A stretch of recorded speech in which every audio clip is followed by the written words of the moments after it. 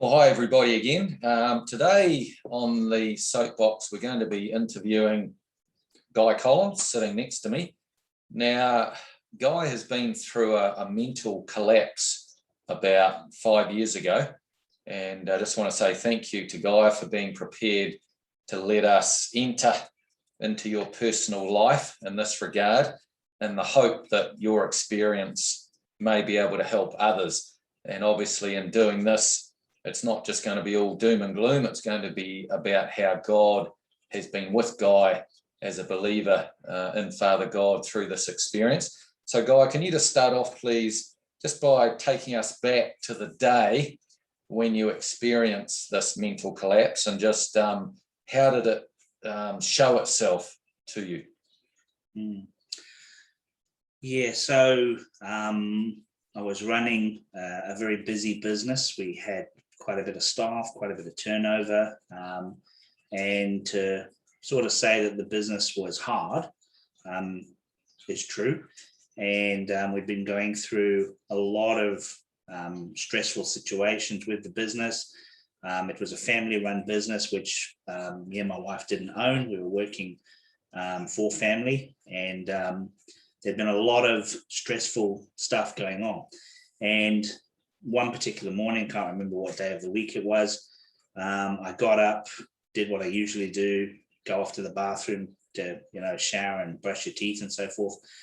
But I stood in front of the mirror, and I noticed that the right-hand side of my face was sagging and sort of hanging down a little bit.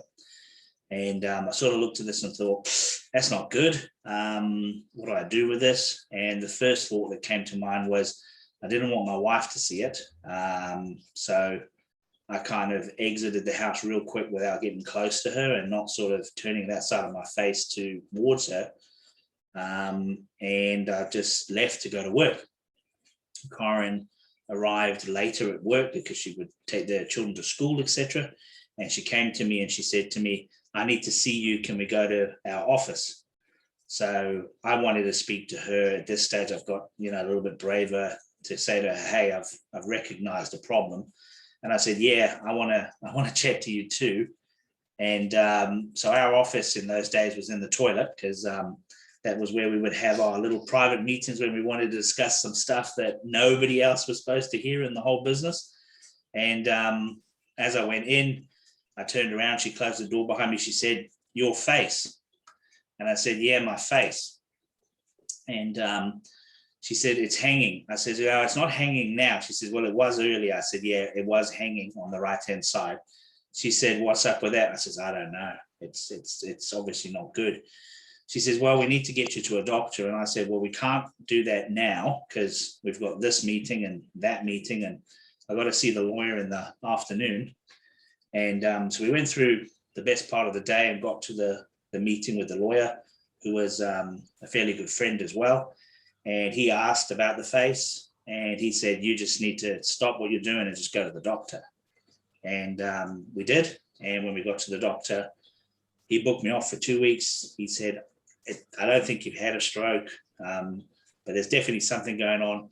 Let's take some time away from work and see what happens. And basically from that day onwards, I went downhill for a number of months. I never returned to work after that day. And yeah, it just got sort of worse from there. So what do you think caused it? Guy, you were also a policeman in South Africa before you came to New Zealand for a number of years. And in doing that job, you had to shoot people, kill people, deal with the horror of that sort of thing. So do you think, being a cop in South Africa, that perhaps PTSD, the post-traumatic stress syndrome, was a part of it? You mentioned that you were working for the family business and there was a lot of stress involved there. You were constantly being undermined, staff issues, etc. So, what do you think contributed to this? Yeah, I sort of been thinking about that. As you go through life, you sort of look back and you have a think about, some of the things that have happened, some of the things that you've done. And, at the time, you're looking through a younger person's eyes with less maturity. Forgive the pun, you think you're bulletproof, that you can endure all things. But I think the police force, like I'd do that one over again. I would, because I thoroughly enjoyed it. And I really think that I did a lot of good, nice things, because I arrived at places. There's some people that are alive today that possibly wouldn't have been. But I do think the horror of being in the South African police, going to houses where people have killed their children, killed themselves, armed robberies, and other really bad things to witness as an officer, I think it would have had an effect. Now, when I left the police force, I wasn't feeling bad. I wasn't feeling, broken or worn. But I kind of wonder today if it did have an effect, that, just that build up over the years of my life of being involved in things that are more stressful than what should be. So how many different diagnoses did you have? Because once you were clocked off by the doctor, as you said, you started deteriorating further. At one point, your wife came home from work to just find you gazing at the bubbles, the screensaver on the laptop. You just were not in a good place in your mind. You couldn't sort of think straight. So obviously over the months, you tried to get it diagnosed, went to different doctors, neurosurgeons, psychiatrists, psychologists. So just share with us briefly, how many different diagnoses have you had to try and tell you what this problem was and how you could fix it? And did that actually help or hinder your peace of mind? Yeah, I couldn't put a number on how many professionals said it was, how many different things. At first they want to do the whole, tell you something that doesn't sound too bad because there's hope that, it's going to bounce back quite quickly. So I was first diagnosed with burnout. You'll be fine in 2 weeks. When that didn't happen, oh no, it's a severe burnout. You need a little bit longer. Went along to a psychiatrist after about a month and a half, 2 months. He said, no, you're going to be right as rain in 6 months' time. Just keep positive. Everything's going to go well. And probably for the first year, I just carried on sort of going backwards, going down, going backwards. Eventually, I got diagnosed with depression. But I don't believe I ever really suffered from what is the normal depression that a lot of people have, because there was parts of me that could still function very well, which led us to now start to look at neurologists and other brain scientists and other very specialized people that talk to you and stress different areas of the brain to try and see if parts of the brain are damaged, which they cannot pick up on imaging. And at this stage, we still don't know fully what to call it. So, within our own little family, we call it the condition, and we have a name for it along the lines of mental collapse. But essentially, there's something wrong. And basically the symptoms are the same as a stress breakdown, basically, if people can sort of understand it in that way. So when this happened, you obviously couldn't work, you didn't go back to work, and I'll touch on that in a moment as well, but you did have loss of income insurance, but even they tried to renege on their responsibility. They didn't want to pay out until they could get a proper diagnosis, and that no doubt added to the whole stress of the situation as well. Yeah, it was a really big letdown, because here you are in a place where you don't want to be. Like, no one sets out to have something really seriously go wrong with their brain, and you've been paying this insurance for such a long time, and you're thinking, actually, we're going to be able to take the time to get well, if we can get well, and the family doesn't need the stress. Life will go on maybe not the same as what it was, but to an extent that we could spend time getting better. But the insurance company just started to try and find ways to renege. And yeah, I could go on. There'd be a long list of arguments that we've had with insurance companies. But I will say this much: they understand lawyers' letters. If you've got a good lawyer and he can write, the truth, and he can put it to them in a way that they sort of work out, well, this is going to cost more money than looking after the poor beggar, then take that opportunity, because they don't like going to court. Okay, so just painting the picture to give people an understanding. Prior to your mental collapse, stress breakdown, whatever you want to call it, you'd been the general manager of family-owned business, a safety company here in New Zealand, employing 30 or 40 staff. Your business, due to your hard work, had actually become Wanganui Business of the Year. That's where we're based, in Wanganui, in 2007.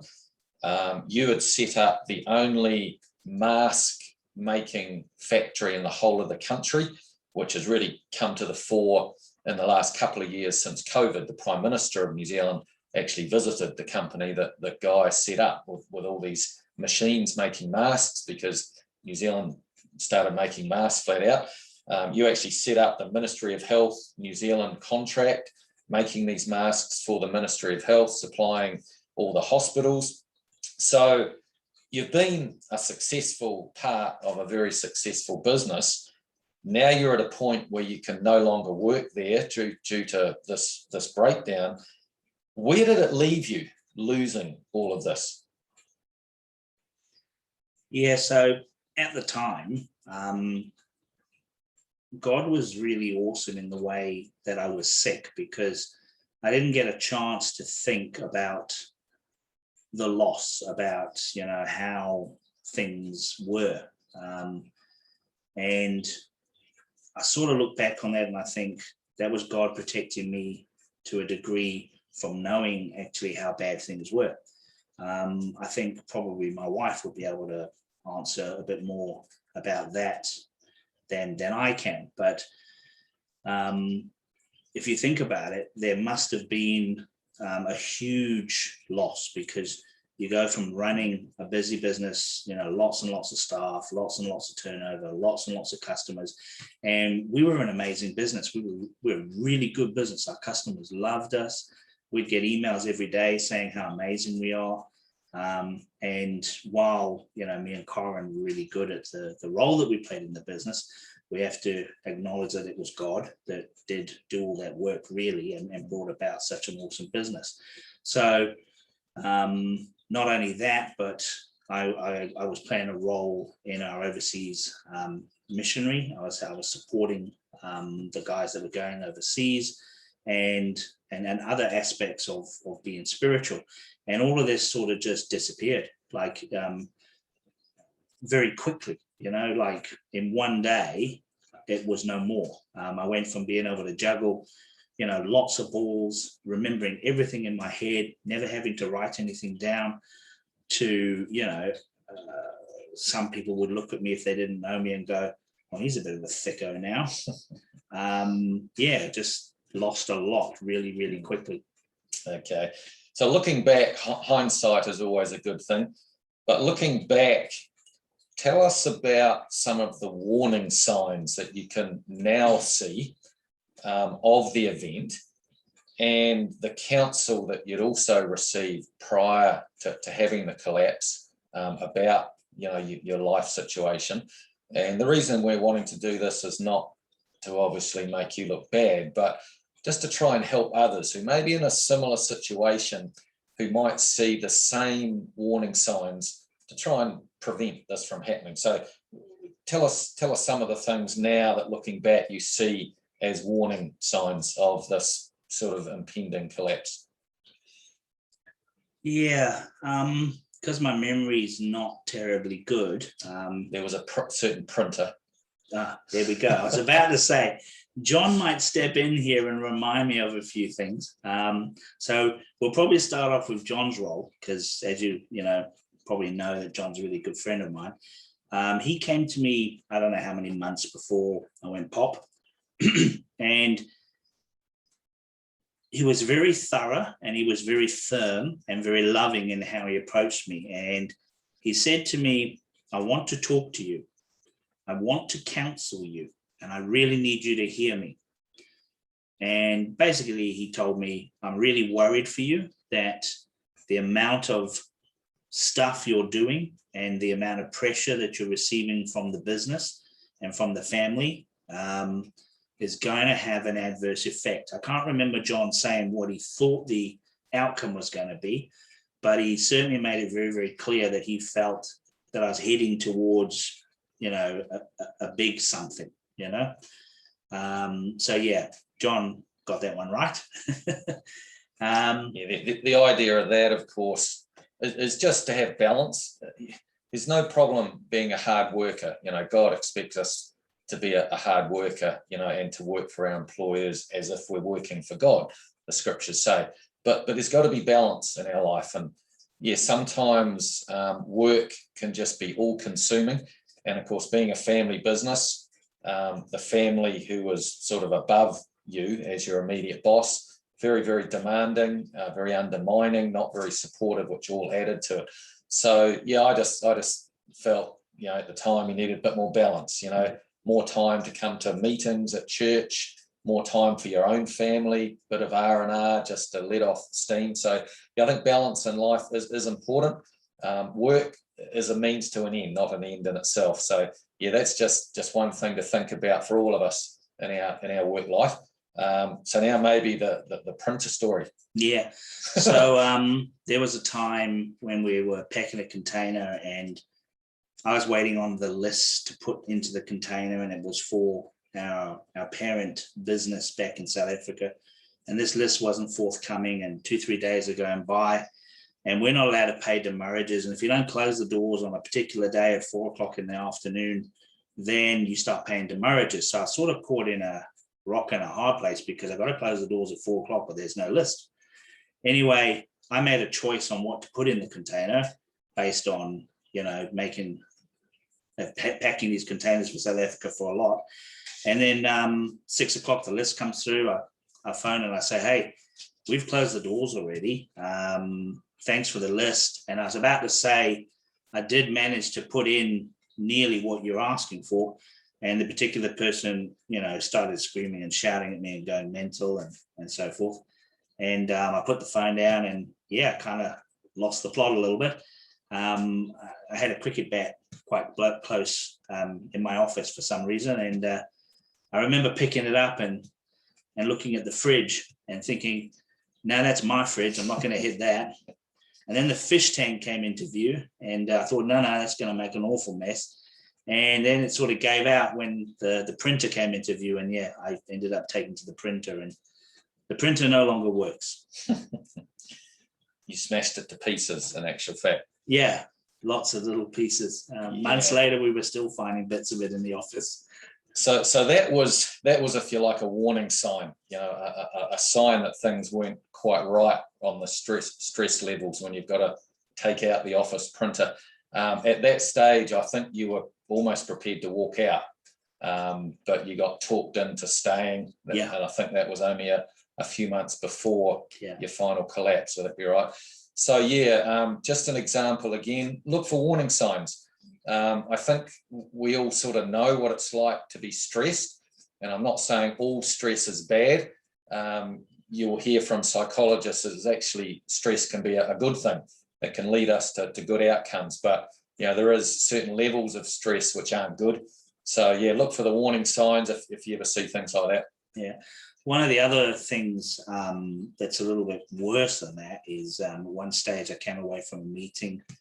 It was an internal meeting, so it was just our business people, family at the meeting, and it had gone really badly, and I was really cross because I just couldn't get them to see what I knew was right, and they were just hell-bent on doing wrong.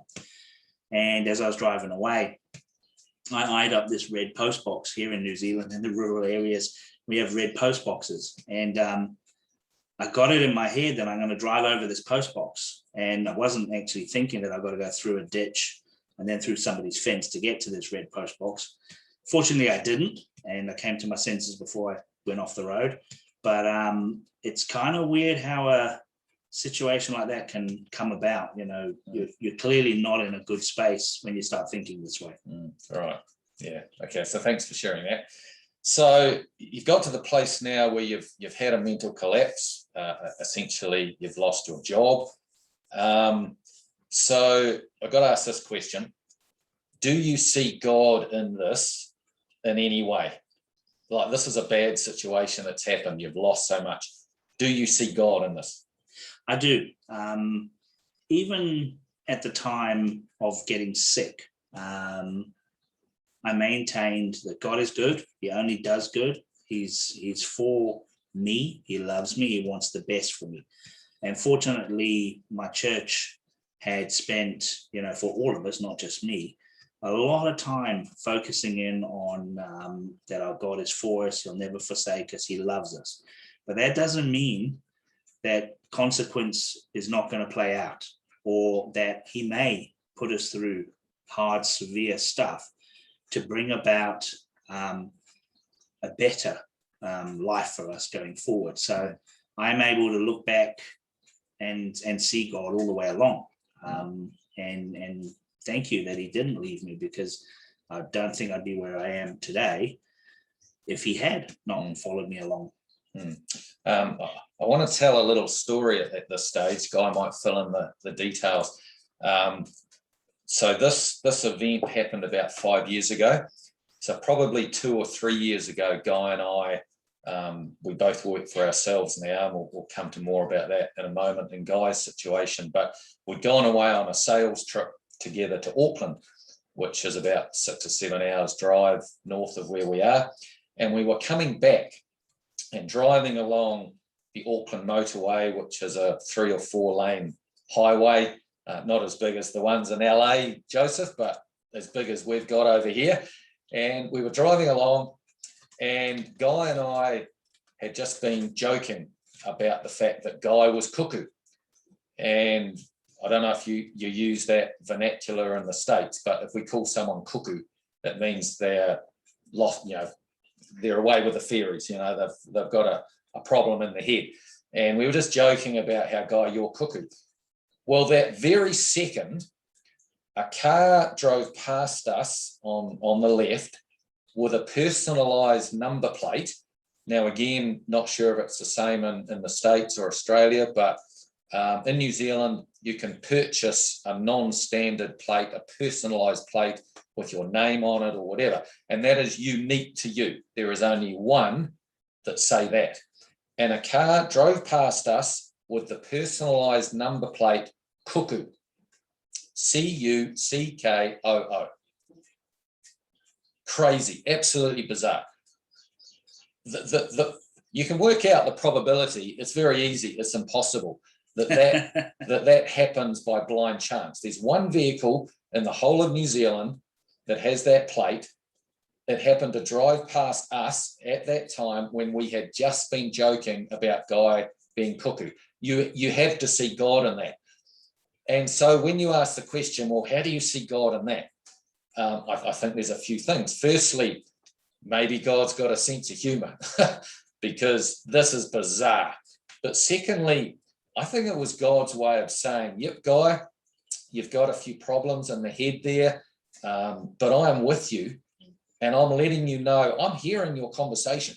And in Malachi 3, there's that scripture, isn't there? Those who feared the Lord spoke often one to another, and God heard and he hearkened. God hears our conversations. He heard us joking about how Guy was cuckoo. And so he sent a car saying, hey guys, I'm here too in this conversation. Absolutely bizarre. Another thing I think we can take out of it is that, because God does use metaphor, he uses symbol, just as that car was leaving us, driving away from us with this plate cuckoo, I think also God was saying, Guy, it's going away. I'm taking your cuckoo away.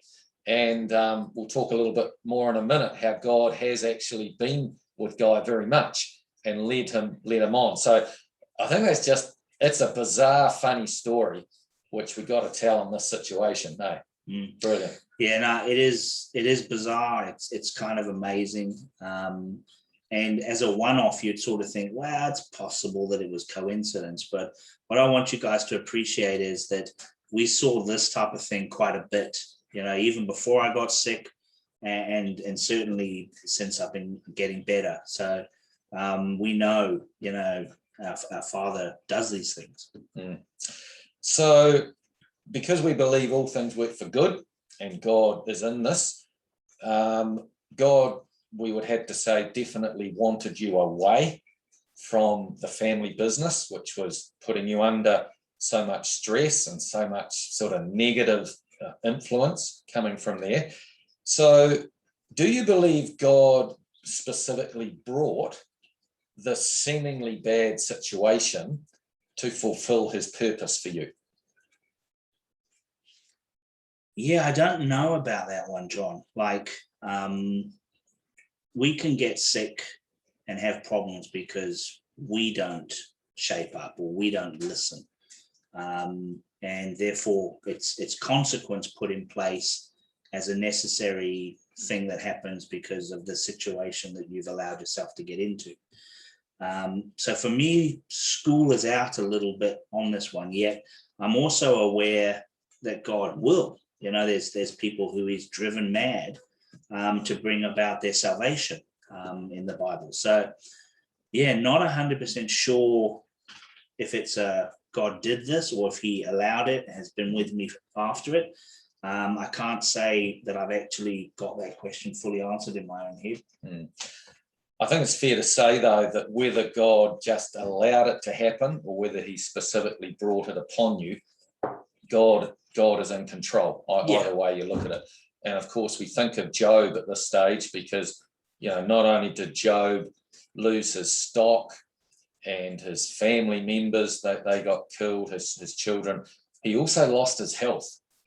Now, that's what God allowed or brought upon you. And in Job's situation, God just didn't allow it. He actually brought it upon Job and caused his health to be very bad, to the point where he was lying on a dunghill, scraping his sores with a piece of broken pottery. And this was all God testing him, developing him further. So either way, God is in control. No one gets a march on God. Okay, so tell us about the first few months after your collapse, after you left the family business, and how you started your own business and how you were looked after. So got sick. The first 6 weeks have gone by. I'm now sort of in full-blown brain problems. Can't think, can't remember stuff.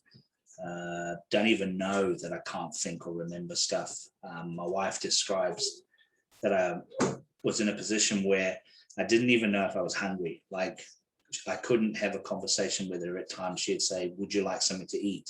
And it didn't register what she was saying. I could hear her words, but no comprende, just nothing going on. And then she might make me a sandwich and put it down next to me and say, you have to eat this. And then come home later that day and the sandwich is still there and I'm looking at the screen still. And I can look back now and I get a feeling that there was enough of me still around that I wanted to do something. I was in a place where I realized no longer have a job.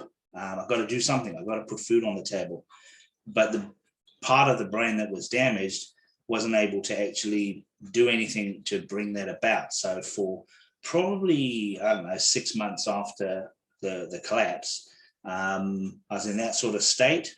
Then a little while later, I decided I'll import cars from Japan. These are secondhand cars that come in and I'll stick some money on them when they arrive and I'll just, sell them sort of out the backyard. And, if I sell a few cars a month, then at least that's some dollars coming in. So I started to sort of be able to think a little bit like that, but that all went custard.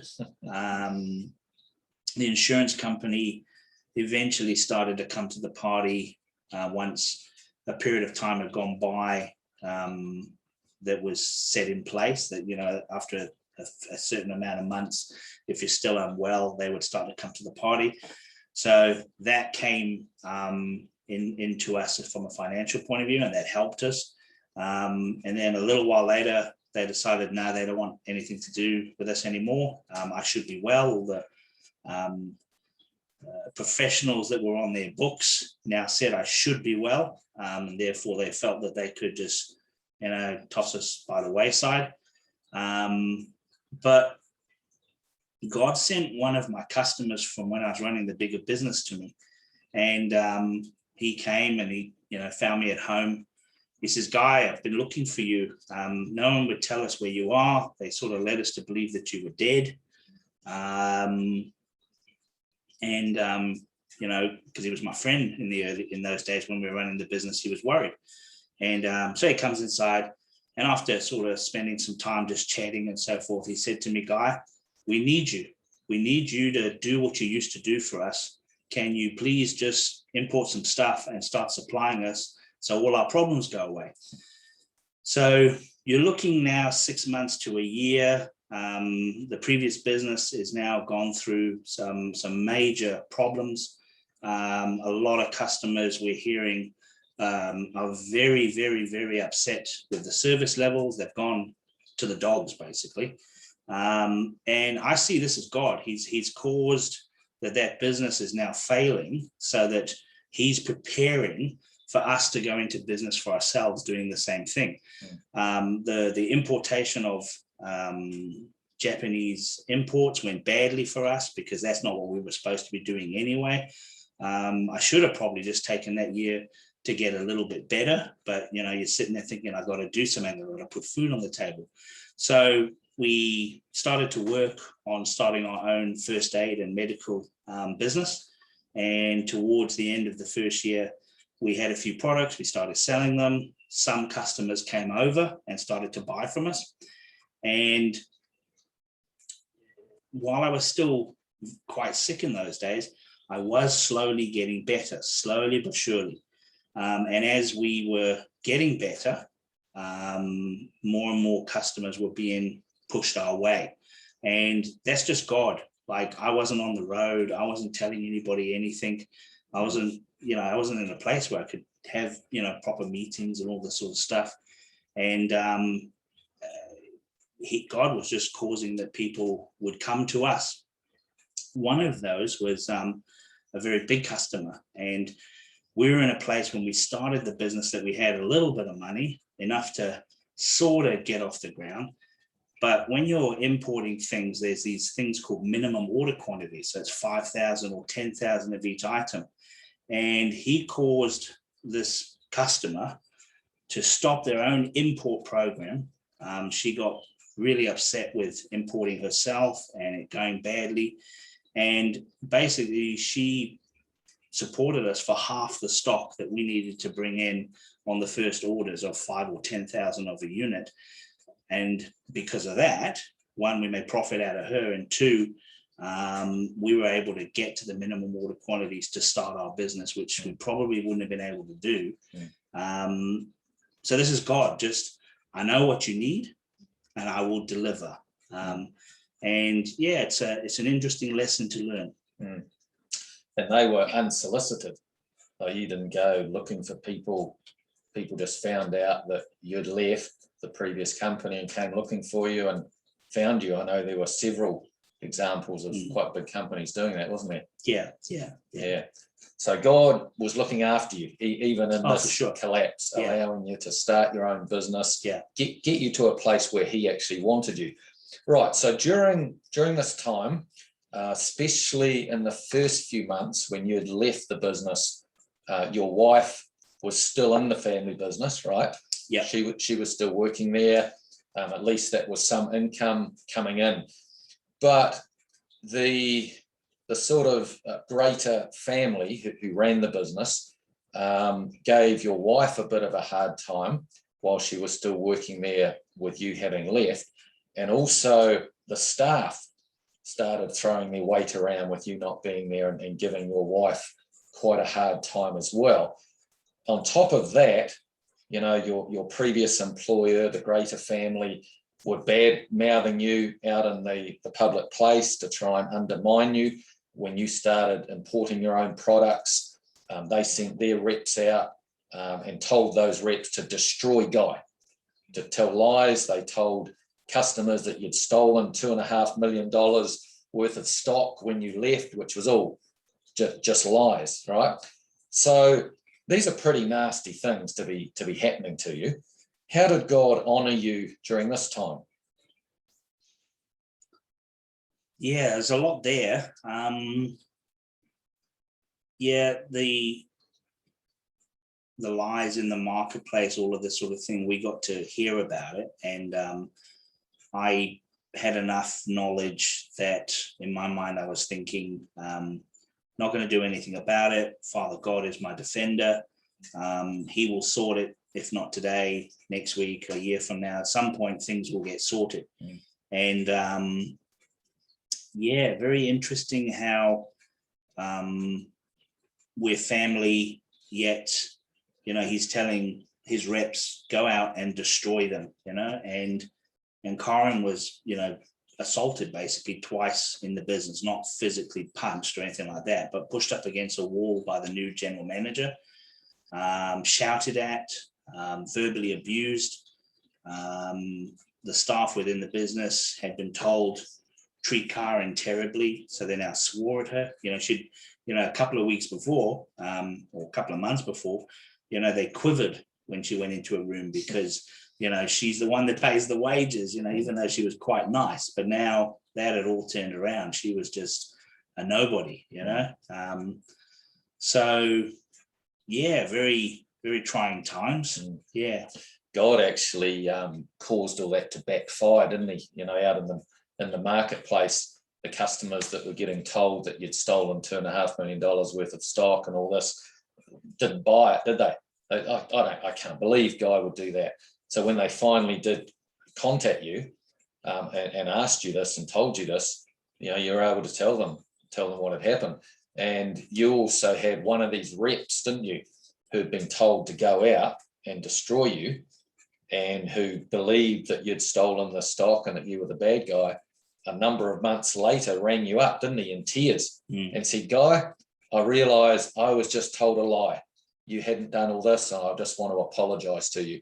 So isn't it amazing how God can actually take, you know, these false accusations, what the Bible calls the devil, you know, human beings being devils, false accusers, take these false accusations and actually turn them around for your good, basically. Yeah.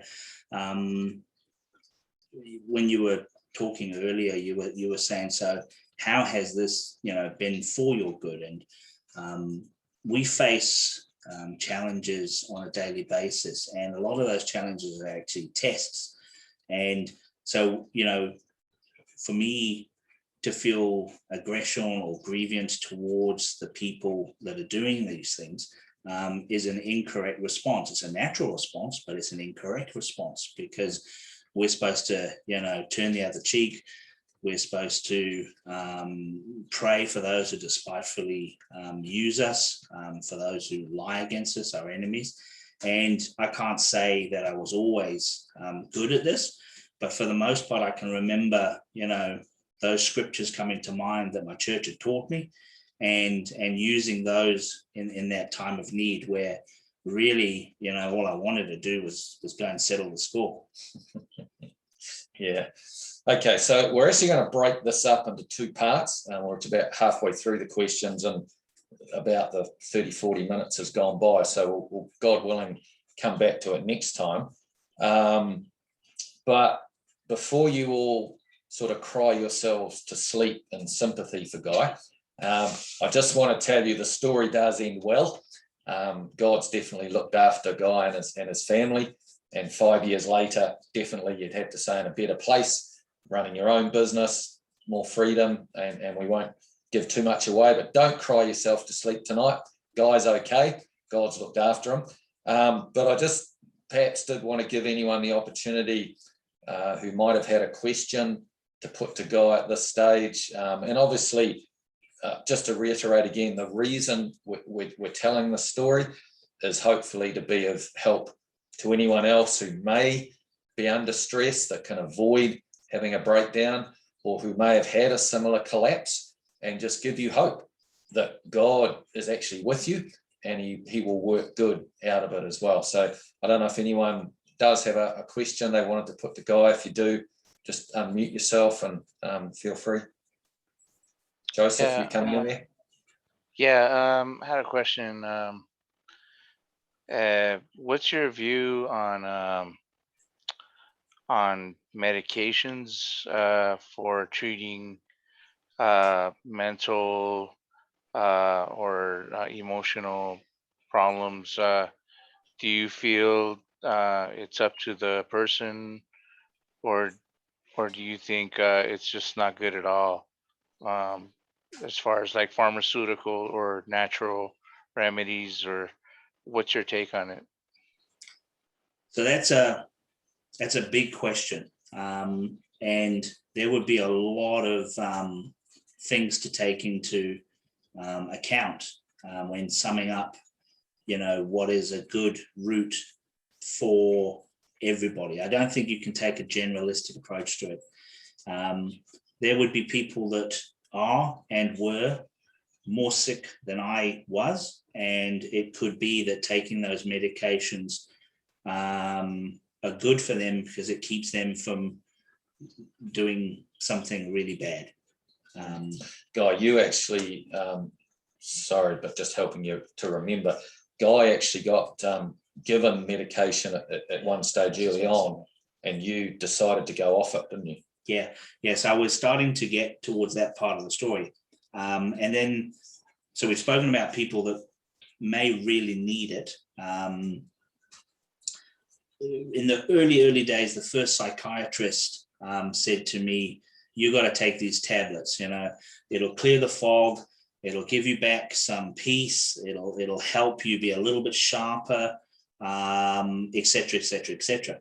And so we did try it. We went on it for 2 weeks, and I have to admit there was some small benefit, but my wife started to notice some side effects, and she got on, the good friend Google and started to look up, what some people had to say about the drugs. And she didn't like what she saw, and she came to me, and quite possibly I was in a place where I was better on this day than most. And we just took a decision to come off the drugs.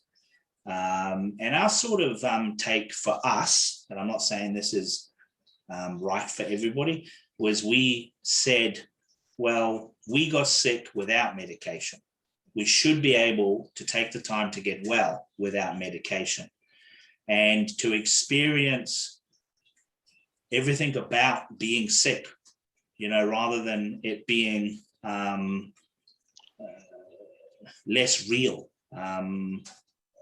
because we were sick. And you'll notice how I say we, because I look at my wife as one flesh, and she was with me through the whole process. So quite often you'll hear me refer to it as we, and if it wasn't for my wife, I don't know if I'd have actually been able to get through it. So we took that decision. My wife did the homework not to take the tablets, and we had lots of doctors saying I have to, and we fought that, and eventually they just gave up. And I think if we had taken the tablets, I don't know if it would have worked out well.